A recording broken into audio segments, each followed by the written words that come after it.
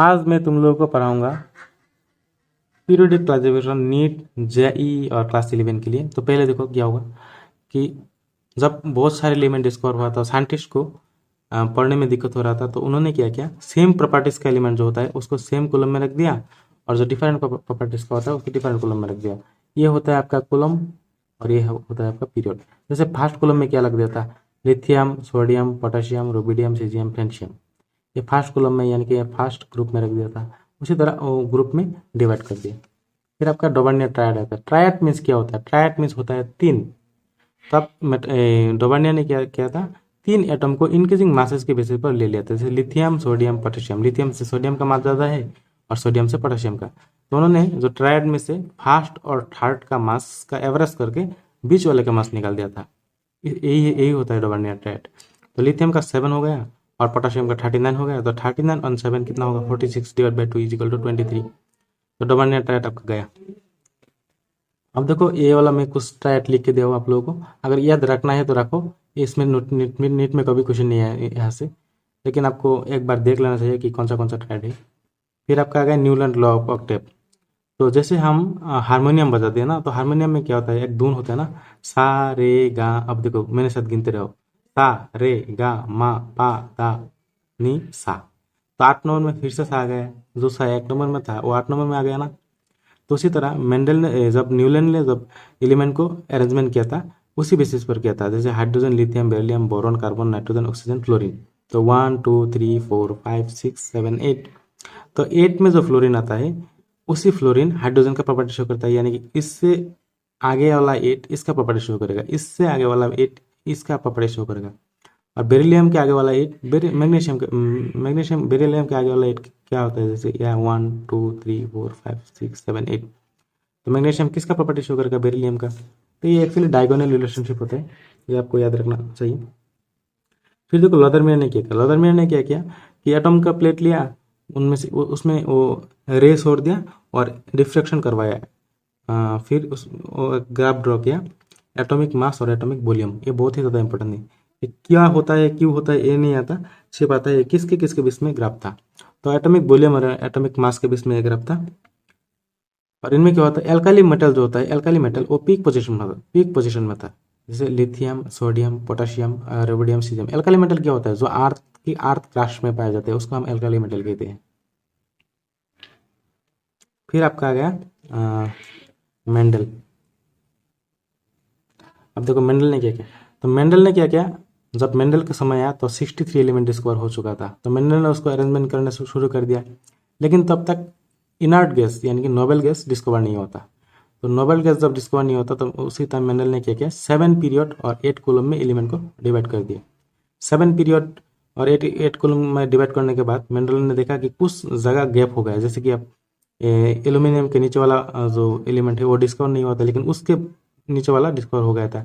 तो मेंडल ने उस गैप को एक समझा कि एक नाम दे देता हो, फिर साइंटिस्ट लोगों ने डिस्कवर करके उसको वहाँ पे बढ़ देगा।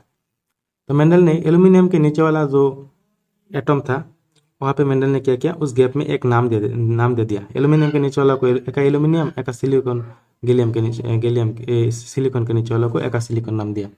और जब मेंडल के मरने के बाद एलिमेंट डिस्कवर हुआ तो एक सिलिकॉन का नाम बदल के जर्मेनियम हो गया और एक एल्यूमिनियम का गैलियम हो गया। फिर आपका डिमेरिट क्या होता है, क्योंकि मेंडल का डिमेरिट यही था कि हाइड्रोजन का पोजीशन मेंडल ने सही से नहीं सोच किया था, क्योंकि हाइड्रोजन 1 नंबर ग्रुप में भी आ जाता है और लास्ट ग्रुप में भी आ जाता था। और आइसोटॉप का जो पोजीशन होता है वो मेंडल ने ठीक तरीके से नहीं दिया। जैसे कि हाइड्रोजन का 3 आइसोटॉप होता है, तो एक ही जगह पे उन तीनों को रख दिया। और आइसोटॉप क्या होता है, एटॉमिक नंबर सेम होता है और एटॉमिक मास डिफरेंट होता है। और आइसोबार क्या होता है, एटॉमिक मास सेम होता है लेकिन एटॉमिक नंबर डिफरेंस होता है। आइसोटोन क्या होता है, जो न्यूट्रॉन का नंबर वो सेम होता है। तो ये सब आपको याद रखना पड़ेगा। अब देखो मेंडल का मेन पर्पस क्या था, एटॉमिक मास के बेसिस पर करना। लेकिन मेंडल ने जब एटॉमिक मास के बेसिस पर अरेंज किया तो कुछ एलिमेंट, जैसे कि मान लो आर्गन का मास होता है 39.9 और पोटेशियम का 39, लेकिन पोटेशियम के बिफोर ही आर्गन को प्लेस कर दिया था। अब मैं आप लोगों को मोजले के बारे में बताऊंगा। देखिए मोजले ने क्या, मोजले ने वही लाइट डिफ्रेक्शन के बेसिस पर, तो उसने एटॉमिक फ्रीक्वेंसी और एटॉमिक नंबर के बेस में ग्राफ ड्रॉ किया।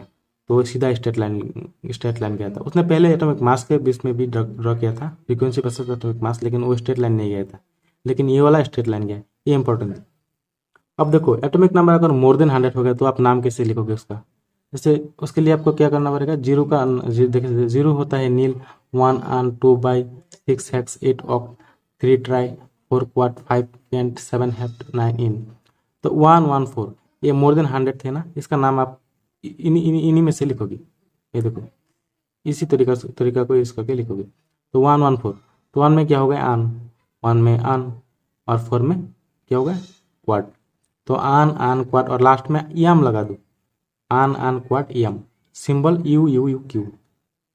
और मॉडर्न पीरियोडिक लॉ में देखो, अब मॉडर्न पीरियोडिक लॉ में आपको क्या देखना पड़ेगा कि इसमें क्या क्या डिवाइड किया था। तो मॉडर्न पीरियोडिक लॉ ही अभी तक चल रहा है, ये बहुत ही ज़्यादा इंपॉर्टेंट है। अब देखो इसमें क्या क्या होता है, 18 पार्टिकल कॉलम होता है और 7 हॉरिजॉन्टल पीरियड होता है। पार्टिकल कॉलम मतलब क्या होता है, ये वाला जो होता है यही कॉलम होता है ना, और यहाँ पीरियड ये वाला पीरियड होता है, बस हो गया। अब देखो ब्लॉक हम कैसे डिफाइन करते हैं, मैं एक सीधा टिक दे देता हूँ। देखो कि इलेक्ट्रॉनिक कॉन्फ़िगरेशन लिखो और देखो लास्ट इलेक्ट्रॉन कहाँ पे घुसा, एस में या पी में या डी में। अगर एस में घुसा तो एस ब्लॉक, पी में घुसा तो पी ब्लॉक, डी में घुसा तो डी ब्लॉक। अब देखो जैसे कि आप ये देखो, अब देखो मैग्नीशियम, अब आप मैग्नीशियम के इलेक्ट्रॉनिक कॉन्फ़िगरेशन कैसे लिखोगे, magnesium 1s2 2s2 2p6 3s2। अब देखो 2 to 4 6 10 to 12, last electron S में घुसा तो एस ब्लॉक। अब देखो अगर कोई तुम्हें इससे इलेक्ट्रॉनिक कॉन्फ़िगरेशन देकर पूछे कि बोलो ये कौन सा ग्रुप है, तो कैसे सिलेक्ट करोगे ये कौन सा ग्रुप है, आपको नहीं पता शायद, तो आप क्या करना पड़ेगा, देखो कौन सा ग्रुप कौन सा ब्लॉक है, एस ब्लॉक है ना, तो एस ब्लॉक में देखो बैलेंस शेल में इलेक्ट्रॉन कितना है, 2 इलेक्ट्रॉन है बैलेंस शेल में, तो ये 2 नंबर ग्रुप का होगा। अब देखो पी ब्लॉक में अगर आपको ग्रुप नंबर डिफाइन करना है, पी ब्लॉक में देखो 1s2 2s2 2p6 3s2 3p5। तो पी ब्लॉक में क्या होता है, जो आप बैलेंस शेल का इलेक्ट्रॉन देखो 2 and 5, यानी कि बैलेंस शेल होता है 7, तो बैलेंस शेल 7 और उसके साथ एक ऐसा एक्स्ट्रा 10 लगा दो, 10 + 7 17, यानी कि क्लोरीन 17 ग्रुप में रहता है। और अगर आपको कहा गया है कि इसका पीरियड क्या है, तो प्रिंसिपल क्वांटम नंबर देखो कितना है, प्रिंसिपल क्वांटम नंबर 3 तो principal quantum number, azimuthal quantum number, magnetic quantum number वो मैं एटॉमिक स्ट्रक्चर में पढ़ाऊंगा, क्योंकि ये इस चैप्टर का पोर्शन नहीं है। तो इतना तक शायद आप लोगों को समझ आ गया होगा। अगर नहीं आया तो प्लीज़ कमेंट में बता देना, मैं फिर से एक वीडियो लाके तुम लोगों को बना के दे दूंगा। अब देखो डी ब्लॉक में क्या होता है, वही होता है जैसे आयरन। देखो अब देखो मैं आप लोगों को इलेक्ट्रॉनिक कॉन्फ़िगरेशन बना के दिखा देता हूँ। आयरन है ना, देखो 1s2 2s2 2p6 3s2 3p 4s2 3d6। अब देखो यहाँ से यहाँ तक क्या हो गया, आर्गन हो गया ना, यहाँ से यहाँ तक आर्गन का कॉन्फ़िगरेशन 18 तक था ना, तो यहाँ तक आर्गन हो गया, और यहाँ 4s2 3d6। तो अगर आपको ऐसा देगा कि डी ब्लॉक की, ये देखो आप लास्ट में इलेक्ट्रॉन कहाँ घुसा, डी में, तो ये डी ब्लॉक हो गया। अगर किसी ने पूछा कि इसका ग्रुप कितना है, तो उसके लिए आपको ग्रुप निकालने के लिए आपको क्या करना पड़ेगा, एनएस इलेक्ट्रॉन देखो लास्ट में एनएस इलेक्ट्रॉन कितना है, ये वाला एनएस इलेक्ट्रॉन ना, एन कितना होता है 4, यानी कि 4s इलेक्ट्रॉन में कितना था 2 इलेक्ट्रॉन प्लस, और यहाँ क्या होता है n-1 यानी कि 3d में कितना 6 2 + 6, और इसका इलेक्ट्रॉन और इसका इलेक्ट्रॉन ऐड कर दो, इसका ग्रुप नंबर निकल जाएगा, बस हो गया आपका। और एफ ब्लॉक का मैं लेंथ एंड एफ ब्लॉक में पढ़ा दूंगा। अब देखो इफेक्टिव न्यूक्लियर चार्ज क्या होता है। इफेक्टिव न्यूक्लियर चार्ज होता है कि मान लो ये एक एटम है और इसमें होता है न्यूक्लियस। मैं अभी जो बोल रहा हूँ वो ध्यान से देखो, बहुत ही ज़्यादा इंपॉर्टेंट है। इसमें क्या होता है, न्यूक्लियस के चारों ओर इलेक्ट्रॉन रहते हैं। अब देखो एक इलेक्ट्रॉन अगर मान लो इधर है, न्यूक्लियस पॉजिटिव है तो इलेक्ट्रॉन नेगेटिव है, तो हमेशा न्यूक्लियस इलेक्ट्रॉन को खींचेगा, लेकिन न्यूक्लियस के चारों ओर भी इलेक्ट्रॉन है। अब देखो नेगेटिव को रिपल्सन करेगा, पॉजिटिव नेगेटिव को अट्रैक्शन करेगा। जब न्यूक्लियस को इस इलेक्ट्रॉन को खींचना होता है तो न्यूक्लियस तो खींचेगा, लेकिन ये चारों ओर जो इलेक्ट्रॉन है उसको रिपल्स करेगा। और देखो इसके रिपल्सन से इसका खींचने का टेंडेंसी कितना ज़्यादा है, वही होता है इफेक्टिव न्यूक्लियर चार्ज। मतलब न्यूक्लियस कितना इफेक्ट करता है, न्यूक्लियस का चार्ज कितना इफेक्ट से उसे खींच सकते हैं, वही होता है इफेक्टिव। मतलब इफेक्टिव न्यूक्लियर चार्ज होता है आपका Z∗ अगर आप देखो ये कितना शील्डिंग इफेक्ट, अब देखो शील्डिंग इफेक्ट, यही शील्डिंग इफेक्ट, शील्डिंग स्क्रीनिंग ये सब यही होता है। न्यूक्लियस इसको खींचेगा, न्यूक्लियस के चारों ओर जो इलेक्ट्रॉन है उसको रिपल्स करेगा, वही होता है, ये जो इलेक्ट्रॉन इसको रिपल्स कर रहा है यही होता है शील्डिंग इफेक्ट। तो ये आपका समझ गए होंगे आप। अब देखो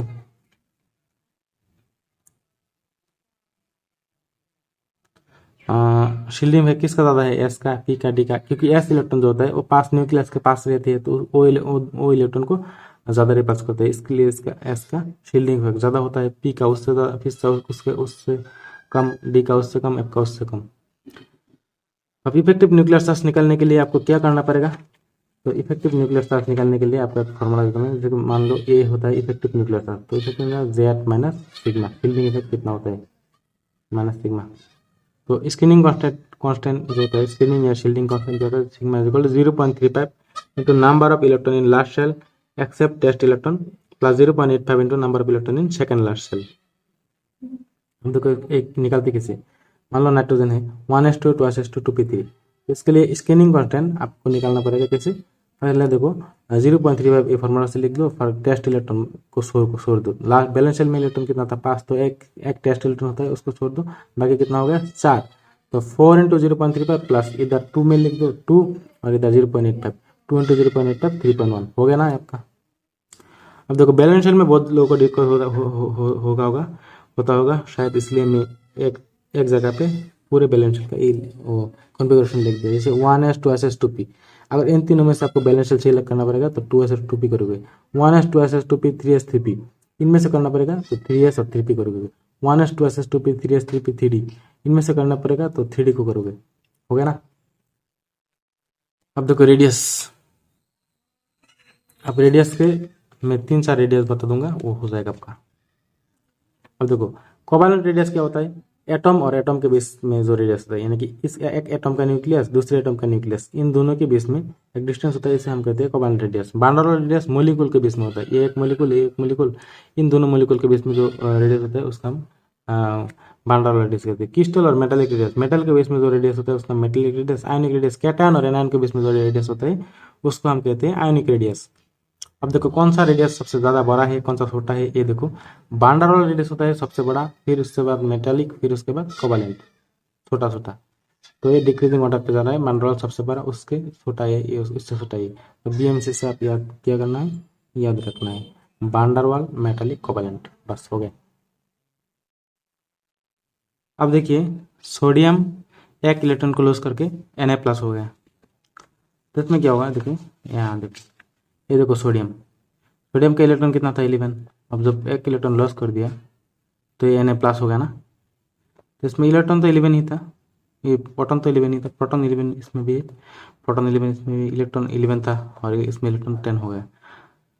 तो इलेक्ट्रॉन अगर प्रोटॉन ज़्यादा हो गया तो इलेक्ट्रॉन को, प्रोटॉन क्या करता है, प्रोटॉन पॉजिटिव, प्रोटॉन क्या होता है, प्रोटॉन पॉजिटिव होता है, तो इलेक्ट्रॉन को वो न्यूक्लियस के पास रहता है, तो वो अट्रैक्शन में हेल्प करता है, और इलेक्ट्रॉन जो होता है वो रिपल्शन में हेल्प करता है। अगर प्रोटॉन बढ़ गया तो इलेक्ट्रॉन को वो ज़्यादा खींचेगा। अब देखो मैं इसे आपको अच्छी तरह से समझा देता हूँ।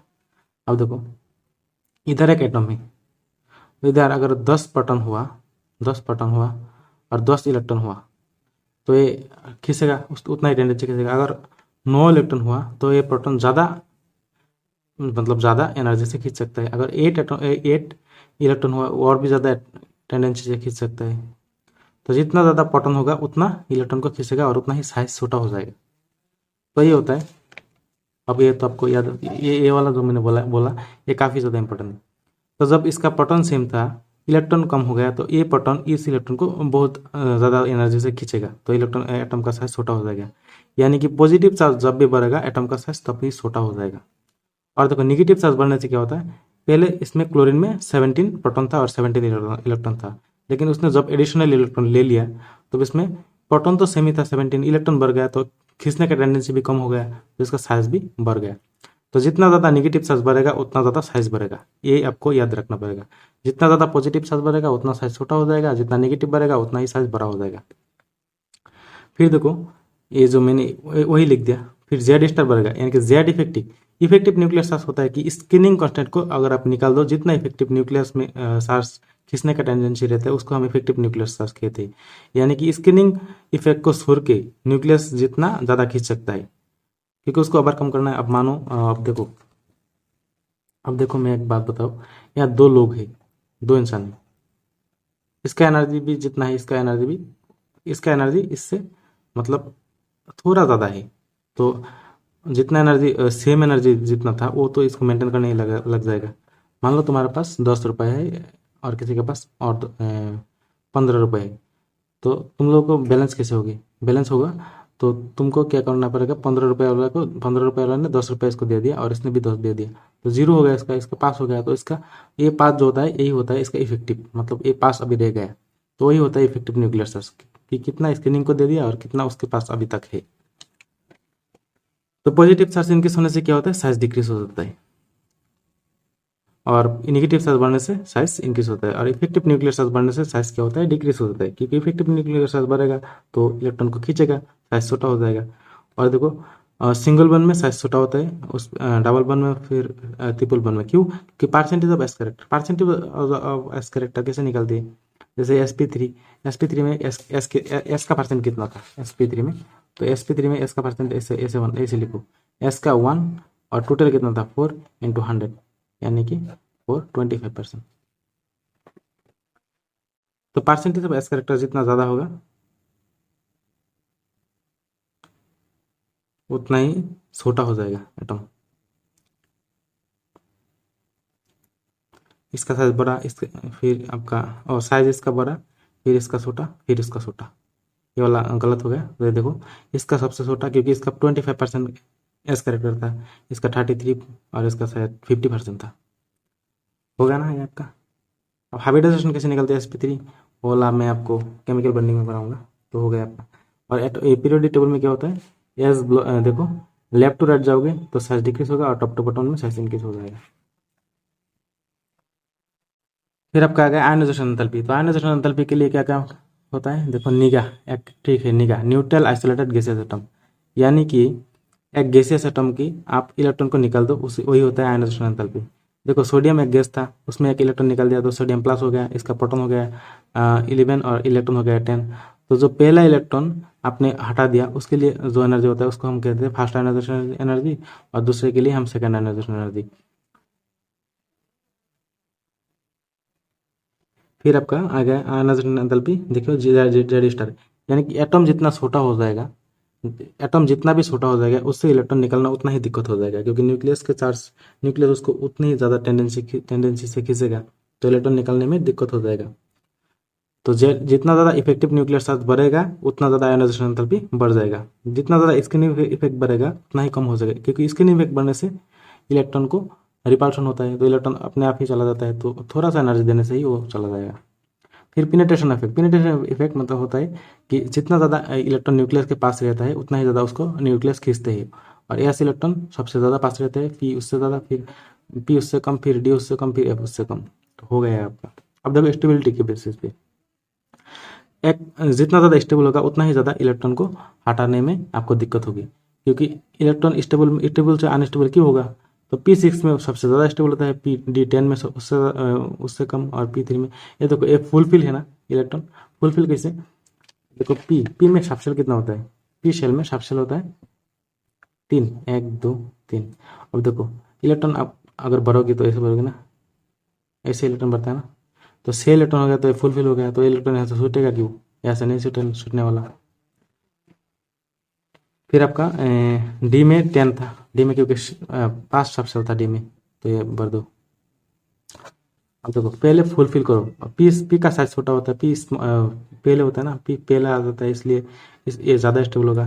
तो P6 D10 ये फुलफिल, ये पी का हाफ फिल, ये डी का हाफ फिल। तो स्टेबिलिटी जितना इंक्रीज होगा आयनाइजेशन एंथैल्पी उतना ही इंक्रीज होगा, क्योंकि इलेक्ट्रॉन हटाने में उतना ही दिक्कत होगा। एक्सेप्शन में देखो नाइट्रोजन और ऑक्सीजन। नाइट्रोजन में आप देखोगे अगर नाइट्रोजन का साइज, अगर आप लेफ्ट टू राइट जाओगे तो नाइट्रोजन का साइज क्या होता है, ऑक्सीजन से बड़ा होता है, देखते हो।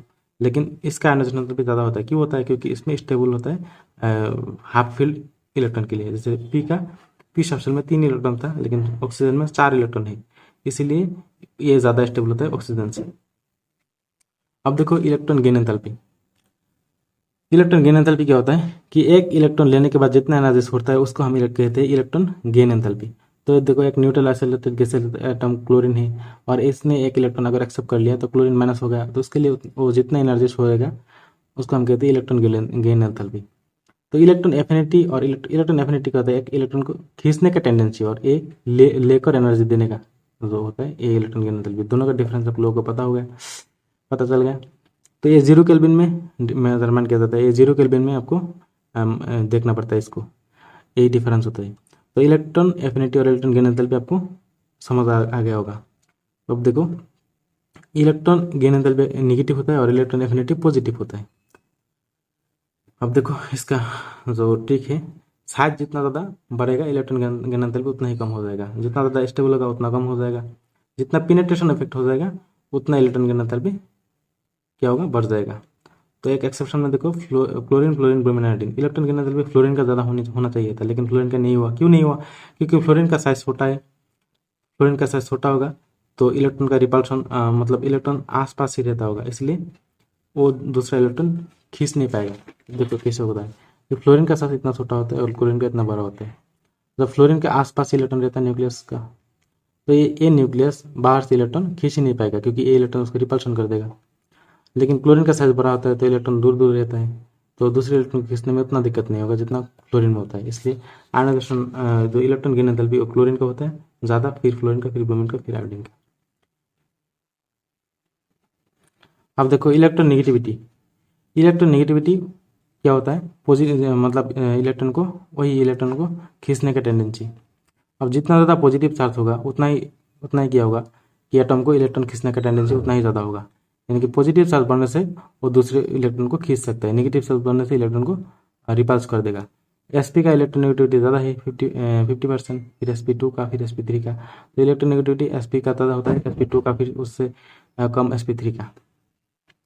तो ये देखो एग्जाम्पल में भी मैंने दे दिया कि Fe3+ का इलेक्ट्रॉन नेगेटिविटी ज़्यादा होता है Fe2+ से। अब देखो अगर आप दो एटम लियो, जैसे एक एटम दो एटम लिया है आपने, एक्स ए और एक्स बी, 2 एटम। अगर एक्स इसका इलेक्ट्रोनेगेटिविटी और इसका इलेक्ट्रोनेगेटिविटी का डिफरेंस यानी कि माइनस करके आपको 1.7 आ गया तो ये 50% आयोनिक और 50% कोवैलेंट हो जाएगा। और लेस देन 1.7 आ गया तो बॉन्ड मोर कोवैलेंट हो जाएगा, और अगर मोर देन 1.7 आ गया तो bond more than ionic character show करेगा। तो परसेंटेज ऑफ आयोनिक कैरेक्टर निकलने के लिए आपको ये फॉर्मूला यूज करना पड़ेगा 16 into X A minus X B plus 3.5 into X A minus X B. X A का वैल्यू आपको दिया होगा, एक्स बी का बी दिया होगा, एक्स, फिर आपको निकाल के देखना पड़ेगा कि 1.7 आ रहा है या 1.7 के कम आ रहा है या 1.7 से ज़्यादा आ रहा है। फिर आपको उसको कोवैलेंट है या आयोनिक है या 50% आयोनिक या 50% कोवैलेंट, वो आपको आप निकाल सकते हो। अब देखो सबसे ज़्यादा इंपॉर्टेंट है इस टॉपिक में ये वाला, यहाँ से क्वेश्चन आता है। अब देखो कैसे, जैसे ऑक्साइड का कौन सा क्या होता है, ये beryllium oxide, strontium oxide, zinc oxide, alumina, lead oxide. तो ये सब क्या होता है, ये एम्फोटेरिक ऑक्साइड होता है। इसको याद करने का तरीका क्या है, बाई साफ सब जब करो। बाई से हो गया बेरिलियम ऑक्साइड, साफ से हो गया स्कॉन्शियम ऑक्साइड, जब से हो गया जिंक ऑक्साइड, और कारो से हो गया पी से हो गया लेड ऑक्साइड। फिर न्यूट्रल ऑक्साइड के लिए आपको क्या करना पड़ेगा, ये देखो ये याद रखो, जो होता है कोबाल्ट, और फिर आपका हो गया कोबाल्ट मतलब कार्बन मोनोऑक्साइड, ये हो गया आपका CO, N2O और NO कंप्लीट। और पीरियोडिक टेबल का पूरा पर्सन मैं आप लोगों को पढ़ा दिया, इससे बाहर तो क्वेश्चन नहीं आएगा। अब आपको क्या करना पड़ेगा, MCQ लगाना पड़ेगा प्रीवियस ईयर का। उसमें से अगर आप लोग को MCQ लगाना नहीं आता, आप लोग को समझ नहीं आता, तो प्लीज़ मुझे कमेंट में बोल देना कि ये वाला मैं 10 साल का क्वेश्चन आप लोग